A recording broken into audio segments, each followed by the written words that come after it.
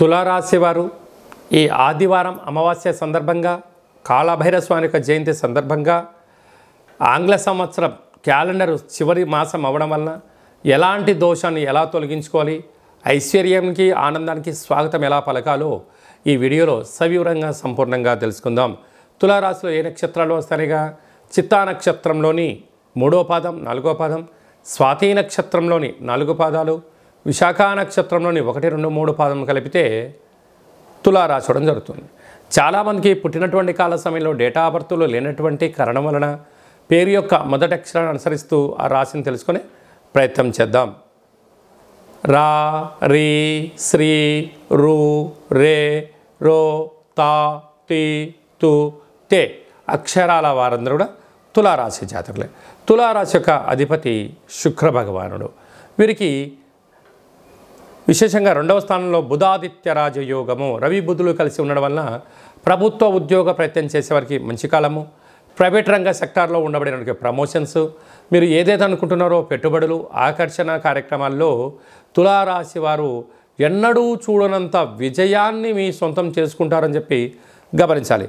తృతీయంలో శుక్ర భగవానుడు సంచారం చేయడం వలన తల్లిదండ్రుల నుంచి, అన్నదమ్ముల నుంచి, అక్కా చెల్లెల నుంచి, బంధువుల నుంచి, మిత్రుల నుంచి గతంలో మీరు చేసిన మంచి సహాయ కార్యక్రమం వల్ల ఇప్పుడు అవుట్పుట్స్ రావడం, మంచి ఫ్రూట్స్ వలన ధనంతో, అదృష్టంతో, ఆనందంతో మీకు మంచి కాలము అని చెప్పి గమనించగలగాలి.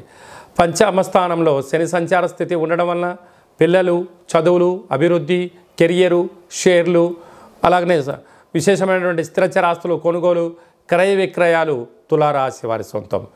6వ స్థానంలో రాహు సంచార స్థితి వలన రుణ సమస్య, రోగ సమస్య, శత్రు సమస్య పొంచి ఉండడం, బంధువులని, మిత్రులని, సన్నిహితులని అప్పులు ఇచ్చారా తిరిగి ఇవ్వకపోగా పోలీస్ స్టేషన్లు, కోర్టు సమస్యలు, అనారోగ్యము, వాహన ప్రమాదాలు కూడా పొంచి ఉన్నాయి. అక్కడ అష్టమంలో గురువు. తెలిస్తేనే చేయండి, తెలియలేదు మౌనంగా ఉండండి, లేకపోతే ధనం, సమయం, అనారోగ్యం కొని తెచ్చుకునే పరిస్థితి చాలా అధికంగా ఉంటుందని చెప్పి గమనించాలి. రాజస్థాన్లో కుజ భగవానుడు ఉండడం వలన, నీచం అవ్వడం వలన పై అధికారులు, సహ ఉద్యోగస్తులు, కింది స్థాయి ఉద్యోగస్తులు కూడా మిమ్మల్ని ఒక కంట కనిపెడుతున్నారు. మీరు ఎక్కడ తప్పులు చేస్తారా అక్కడ మిమ్మల్ని విరికించాలని ఎదురు చూస్తున్నారు. కనుక అసత్య ప్రచారాలకు మీరు బలి కాకుండా ఉండే ప్రయత్నం చేయండి. వీలైనంత వరకు మౌనం, ధ్యానం అవసరము. కనుక రహస్య చర్చలకు, రహస్యమైనటువంటి మాటలకు ఇది సరైన సమయం కాదు అని చెప్పి గమనించాలి. వ్యయంలో కేతు సంచార స్థితి ఉండడం వలన ప్రతి విషయాన్ని మీకు ముందే తెలిసిపోతూ ఉంటుంది. కానీ ఎలా దాన్ని ఆపాలి, ఎలా మీకు అనుకూలంగా మలుచుకోగలగాలనేది ఏకాగ్రతగా ఆలోచించగలిగితే మీ భవిష్యత్తు మీ చేతిలో ఉందని చెప్పి గమనించాలి. కనుక ఈ ఆదివారం అమావాస్య ఈ యొక్క సంవత్సరం చివరి రోజులో అవ్వడం వలన ఒక తెలుపు క్లాత్ను పరిచి అందులో బొబ్బర్లను పోచి కూష్మాండ దీపాన్ని పెట్టి పూజ చేసుకొని మీకు మీ ఇంటికి వ్యాపారస్థానం దిష్టి తీసి బ్రాహ్మణుడికి దానం చేయండి.